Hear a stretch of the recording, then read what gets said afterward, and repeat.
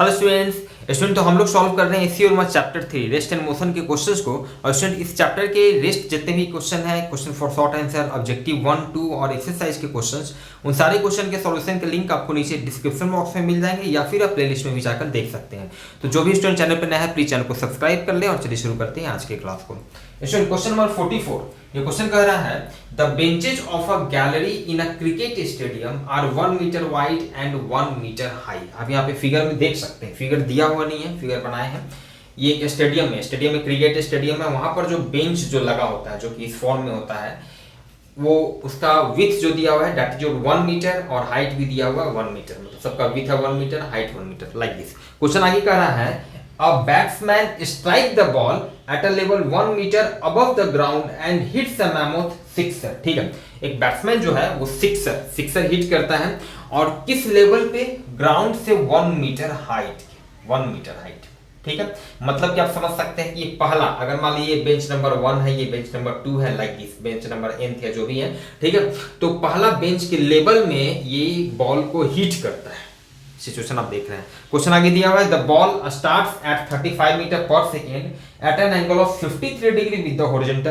Clearly 35 metre per second के स्पीड से 53 डिग्री एंगल ऑफ प्रोजेक्शन पे। ठीक है, now the benches are perpendicular to the plane of motion and the first bench is 110 metre from the batsman. ठीक है, जो प्लेन ऑफ मोशन है, मोशन का जो प्लेन है उसके परपेंडिकुलर है। ठीक है, ओके, और first bench is 110 metre from the batsman. ठीक है, ये फर्स्ट जो आपका फर्स्ट बेंच जो है, ये फर्स्ट बेंच जो है जहां से ये हिट किया है, ठीक है, फ्रॉम बैट्समैन से ये 110 मीटर के डिस्टेंस पे, 110 मीटर के डिस्टेंस पे है, पहला बेंच है। ओके, चलिए ठीक है। On which bench will the ball hit, तो किस बेंच पे बॉल हिट करेगा, किस बेंच पे बॉल हिट करेगा। स्टूडेंट आप समझ सकते हैं कि सिंपल ये प्रोजेक्टाइल मोशन का केस है।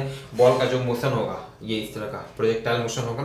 ठीक है, इनिशियल स्पीड ऑफ प्रोजेक्शन जिसको नॉर्मली मान लिया अगर हम लोग यू से रिप्रेजेंट करते हैं, ये आपका दिया हुआ है। एंगल ऑफ प्रोजेक्शन जिसको नॉर्मली हम लोग थीटा से रिप्रेजेंट करते हैं, ये आपका दिया हुआ है स्टूडेंट। और किस बेंच पे हिट करेगा ये हम लोगों को निकालना है। स्टूडेंट कैसे सोचेंगे, अब आप ध्यान देंगे, याद करेंगे, ट्राई टू रिकॉल।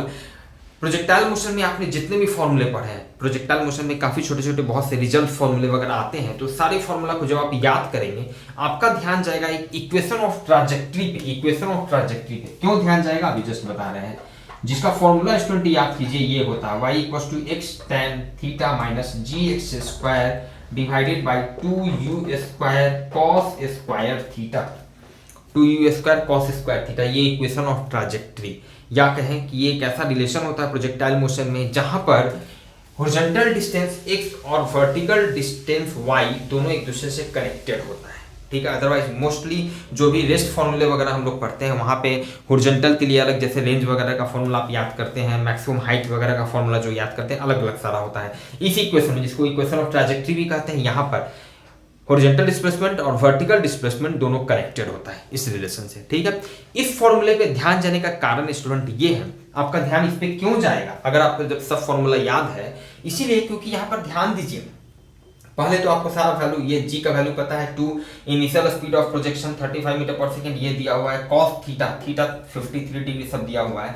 यहाँ पर y और x, तो यहाँ इस क्वेश्चन में आप ध्यान दीजिए y और x के बीच में हमारा कुछ रिलेशन निकल सकता है।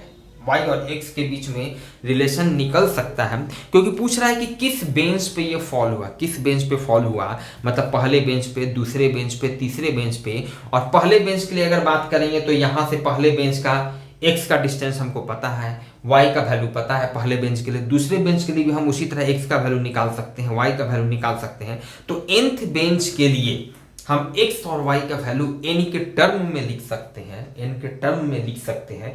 मतलब कि अकॉर्डिंगली इस इक्वेशन में सिर्फ एक ही वेरिएबल हो जाएगा n, जहां से हम उसका वैल्यू निकाल सकते हैं। क्लियर है, चलिए देखते हैं कैसे सॉल्व करते हैं। मतलब कि आप ये समझिए यहाँ पर अगर हम पहले बेंच के लिए, फॉर फर्स्ट बेंच, अगर पहले बेंच के लिए बात करें, तो ध्यान दीजिएगा। ठीक है, x का जो वैल्यू होगा, मतलब x का वैल्यू, मतलब ये जो बैट्समैन है, इस बैट्समैन को कंफ्यूजन नहीं होना चाहिए, मान लीजिए इसको और आप थोड़ा बढ़ा के यहाँ पे दिखा सकते हैं। चलिए बैट्समैन से ये जो डिस्टेंस है 110 मीटर है, ठीक है। तो x का वैल्यू पहले बेंच के लिए, पहला ये बेंच है, पहले बेंच का इससे हॉरिजॉन्टल डायरेक्शन में कितना डिस्प्लेसमेंट पे, कितना दूर पे है बैट्समैन से, तो 110 पे है। चलिए मतलब x का वैल्यू हो गया 110 मीटर, ठीक है, इतना मीटर हो गया। और y का वैल्यू कितना हो गया पहले बेंच के लिए, ध्यान दीजिएगा y ध्यान दीजिएगा, इनफैक्ट पहले बेंच के लिए y का वैल्यू स्टूडेंट जीरो होगा क्योंकि इसने जो बॉल को हिट किया है वो ग्राउंड से 1 मीटर हाइट पे, और बेंच का भी हाइट 1 मीटर है। अगर ये बिल्कुल ग्राउंड से हिट करता है तब तो पहले बेंच के लिए y 1 हो जाता, ठीक है। लेकिन सेम लेवल पे हिट किया तो पहले बेंच के लिए y का जो वैल्यू होगा वो 0 होगा, इसी लेवल पे हिट किया है, क्लियर है, मतलब y का वैल्यू 0। ओके चलिए ठीक है, देखते हैं अब मान लिया हम लोग सेकेंड बेंच के लिए करके देखते हैं। सेकेंड बेंच के लिए x का वैल्यू क्या होगा, अगर बॉल मान लिया यहाँ पे फॉल होता, पहला बेंच पे ना गिर के दूसरे बेंच पर अगर गिरता, यहाँ पे फॉल होता, तब x का वैल्यू इससे कितना डिस्टेंस का, x का वैल्यू इससे मतलब कितना हॉरिजॉन्टल डिस्प्लेसमेंट हो जाता, 110 प्लस 1 इतना डिस्प्लेसमेंट हो जाता, तब तो ये यहाँ पर गिरता मान लिया, ठीक है।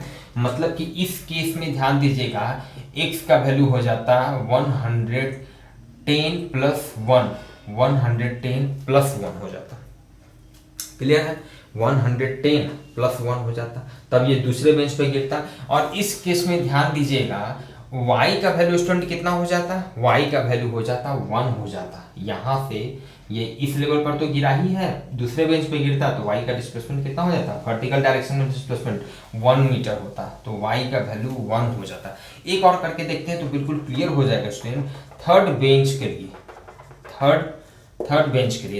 के लिए अगर लिखेंगे तो x का वैल्यू अब ध्यान दीजिएगा, तो इसी तरह थर्ड बेंच पे मान लिया अगर ये थर्ड बेंच होता तो x का वैल्यू 110, तो यहाँ फिर प्लस 1 तब तो यहाँ पे ये थर्ड बेंच पे गिर जाता, मतलब कि x 110 प्लस 2 इसमें 2 ऐड हो जाता, क्लियर है।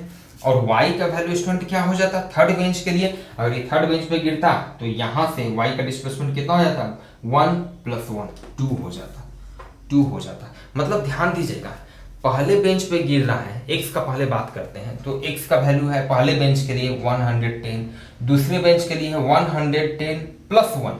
जब दूसरा बेंच है तो 110 में कितना ऐड हो रहा है 1 ऐड हो रहा है। जब तीसरा बेंच है तब x का वैल्यू कितना, उसमें 110 में कितना ऐड हो रहा है 110 तो कांस्टेंट है।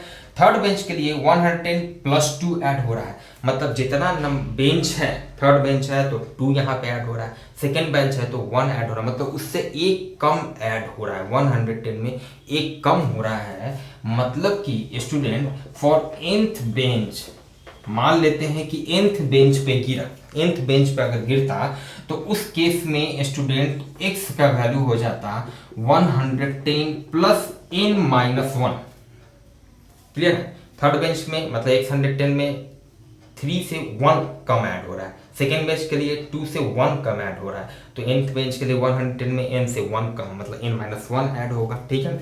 और y के लिए अगर बात कीजिए तो फर्स्ट बेंच के लिए y का वैल्यू 0, पहला बेंच है तो y 0 हो गया y का वैल्यू। सेकेंड बेंच के लिए y का वैल्यू 1, मतलब एक कम हो रहा है, पहला बेंच में 1 है तो 1-1 0 हो जा रहा है। सेकेंड बेंच के लिए y का वैल्यू एक कम इससे मतलब 2-1 हो जा रहा है। थर्ड बेंच के लिए y का वैल्यू 3-1 2 हो जा रहा है, मतलब nth बेंच के लिए अगर स्टूडेंट बात करते हैं तो y का वैल्यू हो जाता n-1, क्लियर है, सिंपल, बहुत ही आसान है, आप यहाँ से समझ सकते हैं। अब x और y में जब हमारा स्टूडेंट रिलेशन या इनफैक्ट कहें कि x और y को जब हम n के टर्म में लिख दिए हैं तो हमारे पास ये डायरेक्टली इस रिलेशन से यहाँ से आप डायरेक्टली वैल्यू पुट करेंगे, y का value n-1 equals to x का वैल्यू, ध्यान दीजिएगा x का वैल्यू हो गया 110 प्लस n-1, ये हो गया tan 53 डिग्री, बहुत आसानी है, सबका वैल्यू पता है tan 53 डिग्री। इनफैक्ट ये स्टूडेंट इसका वैल्यू जस्ट इसके पहले वाले क्वेश्चन में भी आया था, tan 53 डिग्री आपको याद होना चाहिए। इनफैक्ट ये सब value this is 4/3 tan 53 degree का वैल्यू 4/3 होता है, तो यहाँ पे वैल्यू हम लोग डायरेक्ट पुट कर देंगे, ठीक है। जी एक्स स्क्वायर, जी का वैल्यू 9.8, एक्स स्क्वायर मतलब 110 प्लस n माइनस 1 का whole square divided by 2 into u square 35 का square into cos square 53 degree. Clear student? Now this n minus 1, this is 110 plus n minus 1 into tan 53 degree का value 4/3। Clear है? Now this is 9.8, ये 2 इसको ऊपर में ले जाते हैं, this is 4.9 into 110 plus n minus 1 का होल, सॉरी ये टोटल का होल स्क्वायर, एक्स स्क्वायर मतलब टोटल का whole square 110 plus n minus 1 total का होल स्क्वायर एक्स स्क्वायर, ठीक है, डिवाइडेड बाई 35 का स्क्वायर इनटू cos 53 डिग्री। ये सब वैल्यू इनफैक्ट आपको याद होना चाहिए student, cos 53 degree this is 3/5, उसी तरह sin 53 डिग्री। ये कुछ ऐसे वैल्यू हैं जो नॉर्मली बहुत बार आपको फेस करने को मिलेंगे, और संयोग से इसके जस्ट पहले वाले क्वेश्चन में भी ये वैल्यू यूज हुआ था, tan 53 डिग्री। क्लियर है? चलिए तो इसका वैल्यू पुट कर देंगे, तो cos 53 डिग्री 3/5 का होल स्क्वायर। आप देख सकते हैं स्टूडेंट कि फाइनली इस इक्वेशन में अब आपके पास सिर्फ एक ही अननोन है n, ओनली n, जिसे यहाँ से आप वैल्यू निकाल सकते हैं, n-1 को आप कांस्टेंट मान लेंगे। इसको जब आप सॉल्व करेंगे स्टूडेंट, ऑन सॉल्विंग इसको जब आप सॉल्व करेंगे तो n का वैल्यू ऑलमोस्ट 6.3 अराउंड इतना लगभग कुछ आता है। क्लियर है? तो यहाँ से इसीलिए n का जो फाइनल वैल्यू हो जाएगा स्टूडेंट 6, मतलब ये 6th बेंच पर गिरेगा। अब यहाँ पे ये मैथ्स है सिंपल, फिजिक्स यहीं तक था स्टूडेंट, फिजिक्स यहीं तक था, आप समझ सकते हैं, ठीक है। इसको आप कैलकुलेट करके देखेंगे, n का वैल्यू जो आता है लगभग 6 आएगा, मतलब कि 6ठे बेंच पर 6th बेंच पर बॉल जो है वो फॉल करेगा। Clear student? तो मिलते हैं फिर नेक्स्ट क्लास में नेक्स्ट क्वेश्चन के सॉल्यूशन के साथ। Thank you.